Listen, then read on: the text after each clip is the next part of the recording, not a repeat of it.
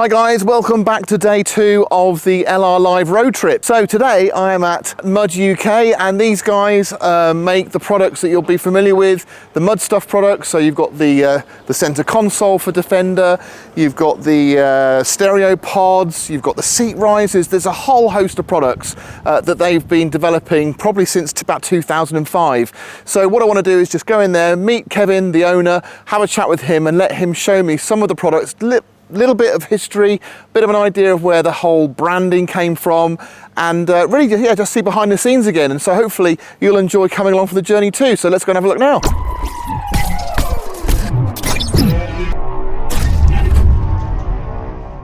I'm 6'5", always had Defenders, but could never fit in them. So I thought, I need to do something about this. So I messed around with my own seat frame. There's a notch on the back of the seat frame, the existing seat frame. Ground that out, welded a little bit here, chopped a bit out the bulkhead, if you like, at the back, where the seat box and the bulkhead join, and thought there must be an easier way to do this. And then, so the first set of seat rails 20 years ago were literally just a set of piece of box section with some end caps on it. And then we thought, I wonder if we can just make it a little bit prettier. So version 2 is exactly as you see there. So it's tapered, isn't it? It is, when yeah. you look closely. Yeah. It's not just as simple as being, like you say, a couple of box section. It's actually tapered, yeah. That is the difference in the seating position. Yep. But what it does, it raises it up and above the lip at the back of the seat. Yes. So it realises you get a lot more seat travels. Yeah. I love that little tray though under your cubby box. Oh wow, So I thought it was going to come out from the front, but no. Yeah, sliding locker. Just creates a little bit more space under your cubby box, and it also raises it up so your elbow is at a more convenient height. You're not kind of leaning down. And that was one of those things that on forums you'd see people wanting to know, where do you buy that stuff from? Because you quite often see it in, well, you see it in airline seating in minibuses, and I knew exactly where to buy that stuff from and what it was called, because it comes, some people call it cargo tracking, call it airline tracking, it's called L-track. So we started selling it along with all the accessories, and it's just grown and grown and grown into, you know, a big part of our business. And now, of course, the van life thing's kicked in. Yeah. That's a whole new set of customers who are coming to a Land Rover company but not necessarily using it for a Land Rover. You can order it by the meter, or we can cut it to length for whatever specific purpose you've got in mind. So this is our rear door table for the new L663 Defender. The rear door panel lended itself so well to a table, and the ones I'd seen, or people attempting to fit a table to on, they were all fitted but never looked like they belonged. So we wanted to start with a fresh piece of paper and design something that looked like it belonged on there. Our table, so it's steel backing, it's got a stainless steel, could do with a clean, stainless steel drop down table. You've still got access to the door pocket, you've still got access to the warning triangle, whereas a lot of the other ones block all that stuff off. Fitted a lamp in there so you can illuminate it. We sell those as well. And you've also got an extension board as well. Look at that. We've gone with this, it's a food grade material that is actually compressed paper, as far as I believe. Wow. Not cheap, but you pay extra for it, but it looks a lot better. So yeah, all stainless steel fixings. You've got a couple of hooks there to hang, I don't know, you can hang your head torch off it or something like that, one of those little night lights. I mean, it looks like there's a lot more work in that than, say, your center console pods. Oh yeah. Or that, I mean, that does look like a lot of engineering thought has gone into that. Yeah. Well, we employed the services of an ex-JLR engineer to help us out with the kind of design of it. These are 3D printed ends, so we could have left the ends rough, but it just looks a lot nicer. It's in keeping with the vehicle, I think. Yeah, well, that was the 100%. I'm glad you said that, because that was the aim. We've got a bottle. Oh, on I just spotted that. Yeah, lovely. Yeah, and then we've incorporated the little hook feature, so you can hang your like a trash bag off the bottom of it or something like that. It's great that you can just buy something like off the shelf that looks Yeah. it looks as good as the rest of the vehicle. So this uses all of the original fasteners, so you don't have to drill any holes. So there's all those, and then there's some concealed in there. So this is a 110 hardtop, which is the commercial stroke van version of the Defender. So you just got the 2 seats. So this is the model that people in America would probably kill for as an expedition base vehicle. It's quite a neat thing. You've got all the lockers under there. Yeah. You get bottom and side access, but one thing everyone is doing is removing the full height bulkhead that it comes with as standard. So it doesn't come like this, and it comes No, with an enclosure, which is quite a heavyweight thing. Obviously designed to stop coming through. Is it plastic or steel? It's a box section steel frame with like a fibre board bonded to it. Right. So it comes, it comes up to the roof level. It has little windows you can see through. But everyone, including me, wants to remove it. I'm not carrying heavy stuff in here. It makes the cabin a lot airier, and you can just reach around from the front seat. Interestingly, it also allows the seats to move further back because you're not hitting the bulkhead, so you've got more seat movement as well. So once you take the bulkhead out, what you're left with is a fairly rough edge across the front that looks quite clearly unfinished and just looks a bit nasty, really. So we've come up with this trim panel that, again, it picks up on all the existing fasteners. It's a 3-piece design. It's a left and a right, and then a centre piece that just covers up the join in the centre. Now the 110 and 90 models are different around the B-pillar area, because obviously you've got this extra set of doors in a 110, so we're having to create another version for the 90, which is in development as we speak. So this is the other item that you're working on at the moment. Is this in production yet? Or? We've just placed an order for the first batch. So the bulkhead's just gone on sale, or the bulkhead delete kit has just gone on sale. So all the people who've just removed their bulkhead, the one thing they're asking for now is, do you do like a mesh bulkhead to go with the bulkhead delete kit? So that was something we'd already kind of thought that's what people are going to want, so we're already working on that. So this is just like a rigid mesh material. Again, that picks up on the factory grab handles above the rear door, and then the loops that are already in the floor. So again, no drilling or anything like that, and it creates a soft barrier, shall we call it. Cowling technology switches was something you see back in the old days when everyone was on forums rather than on Facebook. And ARB, and still do, use cowling switches for all of their air lockers, compressors. So do you buy the covers, and then you can buy the rocker body separately, right? And then you can add on rocker that they just click into place, and that's it. Yeah. And then I think we've got almost like 140 different rockers that we laser etch in-house ourselves. So if you've got a custom thing in mind, we can create anything you want.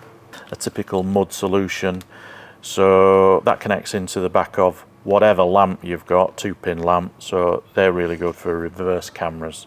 So you plug it into the back of your reverse lamp, and you've got a power and ground going out to power your What a great reverse. idea. Yeah. Is that your own product? Yeah, dead simple. That's really good, yeah. Yeah. And it's about, I think, about 800 mil, so which is long enough to go from the reverse lamp up into the back corner of the body. And then the snow cowl, I think we were the first people to basically copy Land Rover's military snow cowl, but we did it in plastic. So loads of those. That becomes a big seller when you. Now I reviewed one of those recently in a feature I did, and I mentioned about painting them. They're not really suitable for painting, are they? You can do, although we've just done a gloss. Well, it's probably been out 6 months now. We've started doing a gloss version, specifically for people who wanted to paint them. And so the car over there, we've painted one on that one. Right. But I think they look quite nice when they're painted body colour as well. If anyone who's ever messed with a Land Rover and tried to run wires into the roof space or under the headlining, it's always a pain trying to get wires down the A-pillar. Absolutely. So it was just like, well, why don't we just make that, but make it deeper? again, sell tons of those now. That's been a really good product. All made in the UK, yeah. Which you wouldn't necessarily think because it's plastic. People have this kind of opinion that anything plastic's made out of China. Yeah, but we've got some good manufacturers and local. Everything is made. I would say 90% of our products are made in Yorkshire, even.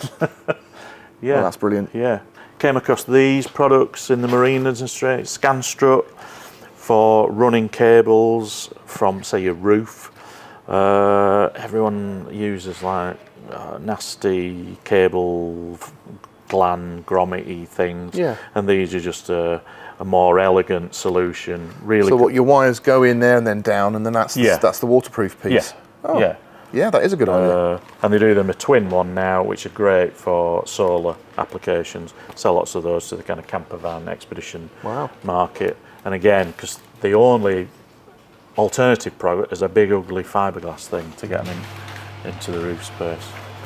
So you get them in singles and doubles, different sizes for different size cables. We created our own range of switches to suit the aftermarket. So those will fit Defender, TD5 onwards, so fit TDCI. Land Rover only ever offered one alternative switch, which for us for a spot lamp, and everybody always wants to fit everything else. So we've created our own range. So that fills all the blanks that you've got on your console. Yeah. So once we designed all the architecture for the switches, it was easy enough to create a USB version rather than having a lead hung out your dashboard or on a 12-volt socket. We've created that coming USB-A, USB-C. Interior light, that's been selling good long period now. Again, that's made in the UK. Could have gone to China, made it a hell of a lot cheaper, but we went with a renowned LED manufacturer in the UK. So that replaces your existing interior light, and it switches red and white. That's been a really good product. Available in black and grey finish. Now, what does mud? Does mud stand for anything? I had a mud registration plate on a Defender before I started the business. So when we came up with the first product, we said, right, we need to think of a name for the business. So I just thought, well, that's quite obvious, isn't it? Yeah, and I'd already got a personalised plate for the business. That's a fairly recent product. That's the TD5 double DIN console. So that'll replace the front fascia of your radio console in any TD5 or post 2002, 2006 TD5 console. Traditionally, the factory one is a two-piece design. The centre falls out because it can barely support the weight of the factory single DIN head unit. So they're always broken of those things. You can't buy that, you haven't been able to buy that from Land Rover forever, and when it was on sale, it was about £300, something ridiculous. So we've 3D scanned it, but created a double DIN version, so you can now fit a more modern double DIN head unit, so you've got all the benefits of sat-nav, Apple CarPlay, etc, etc. And screws in exactly the same way as your factory dashboard panel does, so there's no hacking, screwing, drilling. It just remove the old one, fit that one, job done. That's been around forever. That was might have been one of the first, certainly one of the first 10 products we ever did. And bizarrely, that was inspired by somebody telling me that Australian spec Defenders had something that went round the gear shifter tunnel. Okay. And if you look on Land Rover's parts book, there is a picture of it, but it's long since obsolete, and I've never seen one. So we literally had to kind of guess at what it looked like from just a little line drawing on Land Rover's parts diagram. Yeah, that just sits around your rubber on your gear shifter. Yeah. Cup holders, a couple of pen things. That is a product that I'd like to re-engineer, and I've got some ideas for what we're going to do with that. But then you've got to balance that up against how many you've already sold, and then how many you're going to sell again. Yeah, of course. So, but yeah, I mean, one example is that we just decided to remove that oval because we used to sell a Land Rover badge. Yeah. You could buy that as an option with this product. And when we used to sell them, I think they were £5. for a black and silver badge was a really popular upgrade. Again, we just borrowed that from Land Rover. It came out of a Range Rover Sport door panel. It concealed the fastener on a Range Rover Sport door panel. I think that is now about £140. You're joking, wow. Yeah, so we've decided to just get rid of that. Yeah, of course. I mean, we do supply it with a little mud logo, but everybody wants a little Land Rover badge. But at some point, they're going to stop making those badges. Of course they Full are. stop. Yeah. Yeah, or they're going to put the price up even more. So, yeah. So Well, they'll do a JLR one instead now. Oh, don't get me started. Yeah. I remember going to the first show with dashboards, and it was just absolutely crazy. It was like swarms of people, Like 3D. And we sold out on by the morning of the second day of the show. I was just like, completely overwhelmed by it, and we still sell tons to this day. It's ridiculous. Yeah, but and thank you to anyone who's ever bought one.